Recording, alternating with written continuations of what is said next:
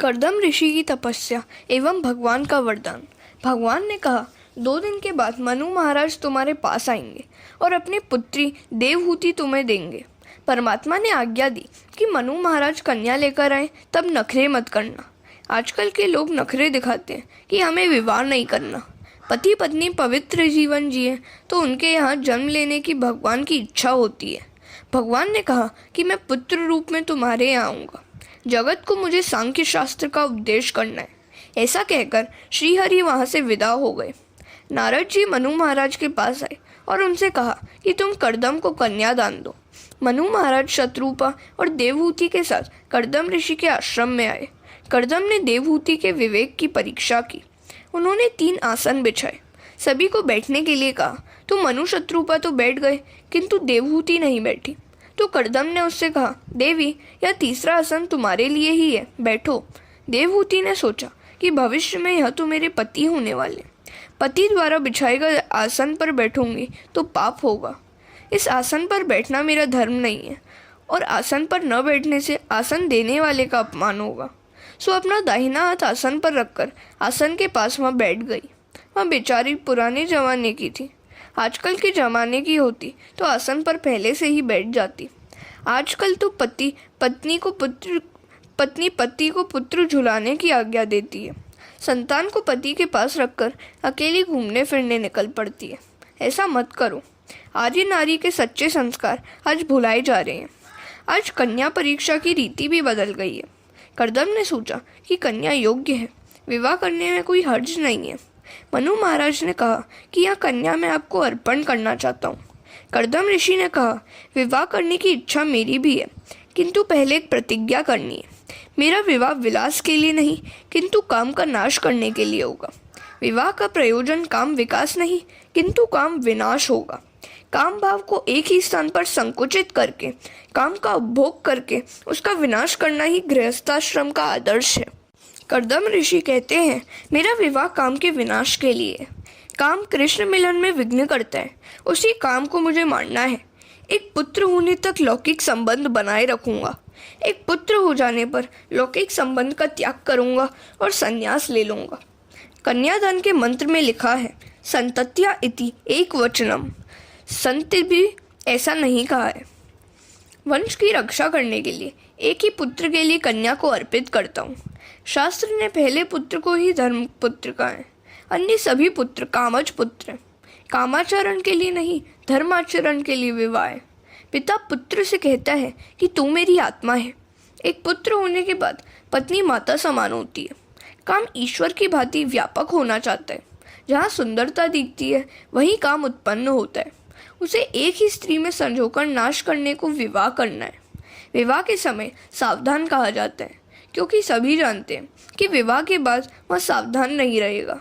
विवाह के बाद सावधान रहे वही जीत जाता है, अथवा जो पहले से सावधान होता है वह जीतता है।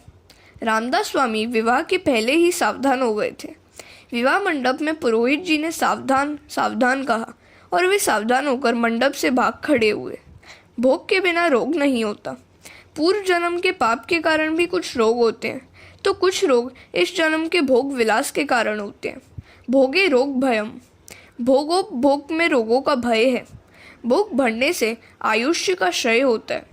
हम भोग का उपभोग नहीं कर पाते, भोग ही हमारा उपभोग कर जाता है। जब से वरराजा मोटर में बैठकर विवाह करने जाने लगा है, तब से घर संसार बिगड़ गया है।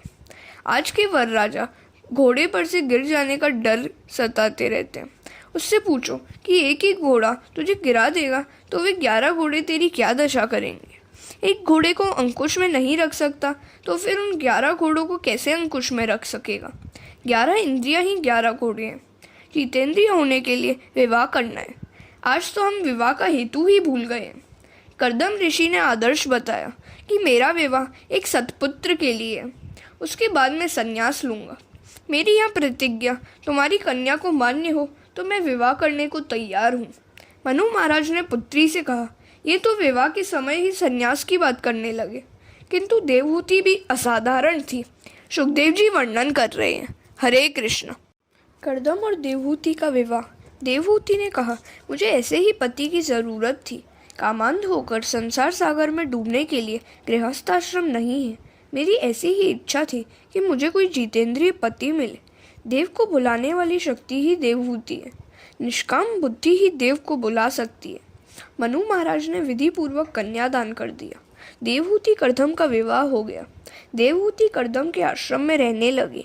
उसने सोचा कि मेरे पति तपस्वी हैं, अतः मुझे भी तपस्विनी होना होगा। वे दोनों 12 वर्ष एक ही घर में रहते हुए भी संयमी और निर्विकारी रहे।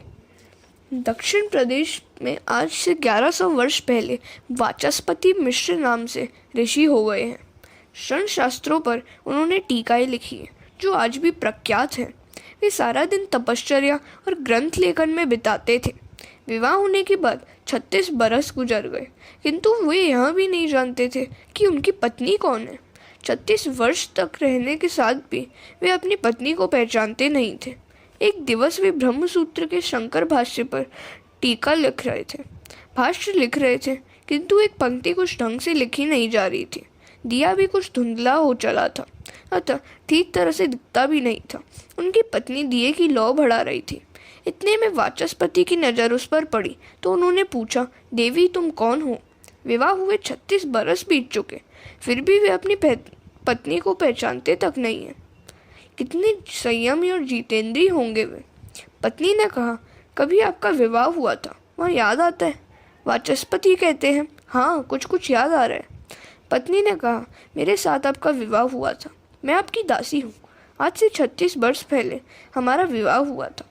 पत्नी ने विवाह की याद दिलाई तो वाचस्पति के मन में प्रकाश जगा और उन्होंने पत्नी से कहा, तेरे साथ मेरा विवाह हुआ।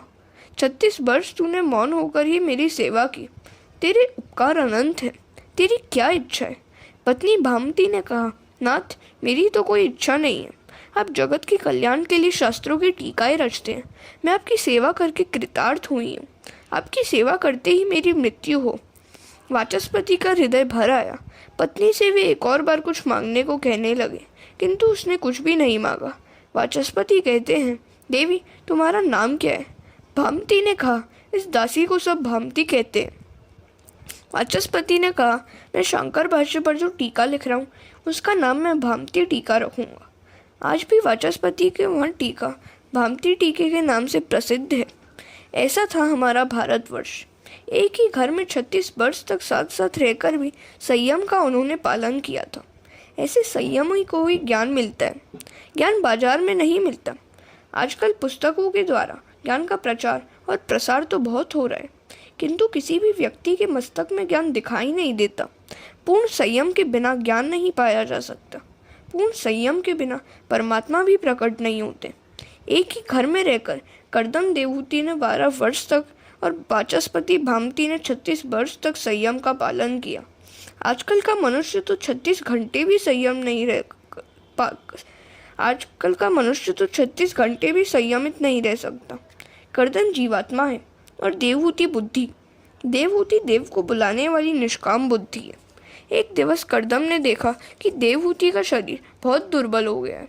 उसने मेरी सेवा करते करते अपना शरीर सुखा दिया। यह देखकर उनका दिल भर आया। उन्होंने देवहूति से कहा कि देवी कुछ वरदान मांगो, तुम जो कुछ भी मांगोगी वह मैं दूंगा। देवहूति ने कहा, आप जैसे ज्ञानी पति मुझे मिले यही वरदान है। मैं तो पूजा करके बस इतना ही मांगती हूँ कि मेरा सौभाग्य अखंडित रहे। पहला पेट है या पेट का दाता परमात्मा। स्त्री का धर्म है कि रोज वह तुलसी और पार्वती की पूजा करे। आज की स्त्री तुलसी की पूजा तो करती होगी, किंतु चाय नाश्ता करने के बाद ही। यह सुनकर कर्दम बोले, कुछ ना कुछ तो तुम्हें मांगना ही होगा। पति के आग्रह करने पर देवहूति ने कहा कि आपने प्रतिज्ञा की थी कि एक संतान के होने पर संन्यास लेंगे। अब यदि इच्छा हो तो एक बालक का मुझे दान दे। मनुष्य शरीर की रचना ही ऐसी है कि वह भोगों का मर्यादित प्रमाण में ही उपभोग कर सकता है। मर्यादा का उल्लंघन करेगा तो वह रोगिष्ट हो जाएगा। कर्दम बोले, मैं तुझे दिव्य शरीर अर्पण करूंगा। देवहूति सरस्वती के किनारे पर स्नान करने गई। सरस्वती में से अनेक दासियां निकली। देवहूति ने स्नान किया और उनका शरीर बदल गया। कर्दम ऋषि ने संकल्प के बल से विमान बनाया और दोनों बैठ गए उस पर। कथा में शांत और करुण रस प्रधान है। श्रृंगार और हास्य रस गौण है। कथा में श्रृंगार रस का वर्णन करने की आज्ञा महात्माओं ने नहीं दी है। श्रोताओं को संसार के विषयों के प्रति अरुचि हो और ईश्वर के प्रति प्रेम हो, यह लक्ष्य में रखकर वक्ता को कथा करनी चाहिए। कथा श्रवण के बाद विषयों के प्रति अरुचि और ईश्वर के प्रति रुचि न हुई तो समझो कि कथा सुनी ही नहीं है। कथा सुनकर वैराग्य होता है। भागवत के दूसरे स्कंद में ब्रह्मा जी ने नारद को बताया कि कथा किस प्रकार की जानी चाहिए। इन 100 वर्षों में देवहूति की 9 कन्याएं हुई, किंतु पुत्र एक भी न हुआ। जो 9 कन्याओं का पिता होता है उसके यहाँ कपिल आते हैं। जिसकी 9 पुत्रियां होती हैं उसे ज्ञान मिलता है। 9 कन्याओं का अर्थ नवदा भक्ति है। नवदा भक्ति के बिना ज्ञान नहीं होता। सामान्य अर्थ करें तो कह सकते हैं कि 9 कन्याओं का विवाह करते करते पिता की अकल ठिकाने आ जाती है कि मैंने यहाँ क्या कर दिया। नवदा भक्ति के न होने तक कपिल अर्थात ज्ञान नहीं आता। श्रवण, कीर्तन, स्मरण, पाद सेवन, अर्चन, वंदन, सख्य और आत्मनिवेदन ये 9 अंग नवदा भक्ति में आते हैं। नवदा भक्ति के सिद्ध होने पर ही कपिल भगवान पधारते हैं। भक्ति ही ज्ञान रूप में बदलती है। भक्ति की उत्तरावस्था ही ज्ञान है। अपरोक्ष ज्ञान की पूर्वावस्था ही भक्ति है। भक्ति के बाद ज्ञान आता है। ज्ञान की माता भक्ति है। जिसकी नवदा भक्ति सिद्ध नहीं होती उसे ज्ञान नहीं मिलता। भक्ति द्वारा ही ज्ञान मिलता है। तात्विक दृष्टि के अंत में ज्ञान और भक्ति में अंतर नहीं है। भक्ति में पहले दासोहम है और फिर सोहम है। 9 कन्याओं के जन्म के बाद कर्दम संन्यास लेने के लिए तैयार हुए। एक दिवस कर्दम ने सोचा कि अब तो इस विलासी जीवन का अंत आए तो अच्छा हो। सत्व प्रधाना ब्राह्मणा, वैश्य विलासी जीवन जिए तो कोई बात नहीं, किंतु ब्राह्मण को यह शोभा नहीं देता। अतः कर्दम ने सोचा कि एकांत में बैठकर मैं तप करूं। देवहूति ने कहा, मैं भी त्याग करना चाहती हूँ। विवाह का अर्थ है तन दो, किंतु मन तो एक ही है। देवहूति बोली, नाथ, आपने तो वचन दिया था कि एक पुत्र के जन्म के बाद आप संन्यास लेंगे। पुत्र का जन्म तो अभी तक हो नहीं पाया है। फिर इन कन्याओं की और मेरी देखभाल कौन करेगा? इन कन्याओं की व्यवस्था करने के बाद ही संन्यास लीजिए। सुखदेव जी वर्णन कर रहे हैं। कर्दम देवहूति ने विकार का त्याग किया। उन्होंने कई वर्ष तक परमात्मा की आराधना की। इसके बाद देवहूति के गर्भ में साक्षात नारायण ने वास किया। 9 मास का समय समाप्त हुआ। आचार्यों, योगियों और साधुओं के आचार्य प्रकट होने वाले थे। ब्रह्मादि देव कर्दम ऋषि के आश्रम में आए। ब्रह्मा जी ने कर्दम ऋषि से कहा कि तुम्हारा गृहस्थाश्रम सफल हुआ। तुम अब जगत के पिता बन गए हो। वह बालक जगत को दिव्य ज्ञान का उपदेश करेगा। जीव भगवान के लिए आतुर होता है तब भगवान का अवतार होता है। आतुरता के कारण भगवान के दर्शन होते हैं। हरे कृष्ण। श्री कपिल भगवान का जन्म। कर्दम और देवहूति की तपश्चर्या और आतुरता से भगवान उनके यहाँ पुत्र रूप में आए। योगी जन योग से ब्रह्मा के दर्शन कर सकते हैं, किंतु संसारी लोग शुद्ध भक्ति से भगवान को पुत्र रूप में प्राप्त कर सकते हैं और भगवान का लालन पालन कर सकते हैं। कपिल भगवान के जन्म लेने पर देवहूति ने कर्दम से कहा, अब गृहस्थाश्रम का त्याग कर सकते हैं। कर्दम कहते हैं कि मुझे 9 कन्याओं की चिंता सता रही है। एक युगल था। प्रभु पर पति की दृढ़ श्रद्धा नहीं थी। पत्नी ने श्याम वस्त्र पहने। पति ने कारण पूछा तो उसने कहा कि तुम्हारी दृष्टि में भगवान नहीं है, अतः मैंने काले कपड़े धारण किए। महाभारत में एक कथा है। भीष्म ने प्रतिज्ञा की कि कल मैं अर्जुन का वध करूंगा। भीष्माचार्य की प्रतिज्ञा व्यर्थ नहीं हो सकती। पांडव सेना में हाहाकार मच गया। अर्जुन तो नित्य नियम अनुसार भगवत चिंतन करते हुए सो गए। श्री कृष्ण को चिंता होने लगी कि कल मेरे अर्जुन का क्या होगा। वे अर्जुन से मिलने आए। अर्जुन तो सोए हुए थे। श्री कृष्ण ने उन्हें जगाकर पूछा कि तुम सो कैसे रहे हो? तुम्हें आज नींद कैसे आ रही है? तो अर्जुन ने कहा कि मेरे लिए जब आप स्वयं जागरण कर रहे हैं तो मुझे क्या चिंता हो सकती है। मैंने अपना कर्तव्य निभा लिया, अब आपको अपना कार्य निभाना है। मनुष्य का कर्तव्य है अनन्य शरणागति। वह सदा यही सोचे कि मेरे मरने से श्री कृष्ण की ही अपकीर्ति होगी। कर्दम कहते हैं, मुझे 9 कन्याओं की चिंता है। तो ब्रह्मा ने कहा, तुम क्यों चिंता करते हो? तुम्हारे घर तो स्वयं भगवान पधारे हैं। तुम चिंता करने के बदले प्रभु का चिंतन करो। वल्लभाचार्य जी ने कहा है कि चिंता कदापि न कार्या। सेवा स्मरण करते हुए जो वैष्णव तन्मय होता है, उनकी चिंता ठाकुर जी करते हैं। ब्रह्मा 9 ऋषियों को अपने साथ लाए थे। सभी ऋषियों को एक एक कन्या दे डाली। अत्रि को अनसुया, वशिष्ठ को अरुंधति आदि। कर्दम ऋषि ने सोचा कि अब अपने सिर से सारा भार उतर गया है। वे कपिल के पास आए और कहने लगे कि मुझे संन्यास लेना है। काम्यानाम कर्मणाम न्यासम संन्यासम कवियो विदुः। केवल ईश्वर के लिए जो जिए वही सन्यासी है। कपिल ने कहा कि आपकी इच्छा योग्य ही है। संन्यास लेने के बाद आप किसी प्रकार की चिंता न करें। आप अपना जीवन ईश्वर को अर्पित कर दें। मुक्ति 2 प्रकार की है। कैवल्य मुक्ति, इसमें जीव ईश्वर में लीन होता है और दोनों एक बन जाते हैं। भागवती मुक्ति, इसमें भी ईश्वर से जीव प्रेम से एक तो होता है, किंतु थोड़ा सा द्वैत रखकर नित्य लीला, नित्य सेवा में मग्न रहता है। कर्दम ऋषि ने संन्यास ग्रहण कर लिया। परमात्मा के लिए कभी सभी संसार सुखों का त्याग ही संन्यास है। त्याग के बिना संन्यास उजागर नहीं होता। कई लोग निवृत्त होने पर, पेंशन पर जाने पर भी दूसरी नौकरी की तलाश करते हैं।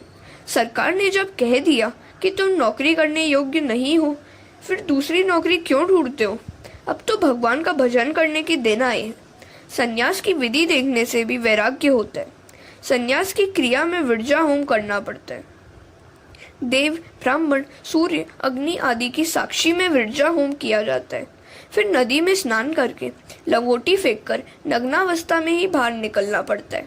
आदि नारायण का चिंतन करते करते कर्दम ऋषि को भागवती मुक्ति मिली। कपिल गीता का आरंभ हुआ। प्रसंग दिव्य है। पुत्र माता को उपदेश दे रहा है। भागवत के इस महत्व के प्रकरण में 9 अध्याय हैं। कपिल गीता का प्रारंभ 25वें अध्याय से है। इसमें सांख्य शास्त्र का उपदेश है। 3 अध्यायों में पहले वेदांत का ज्ञान आता है और अंत में भक्ति वर्णन किया गया है। फिर उसके बाद संसार चक्र का वर्णन है। हरे कृष्णा।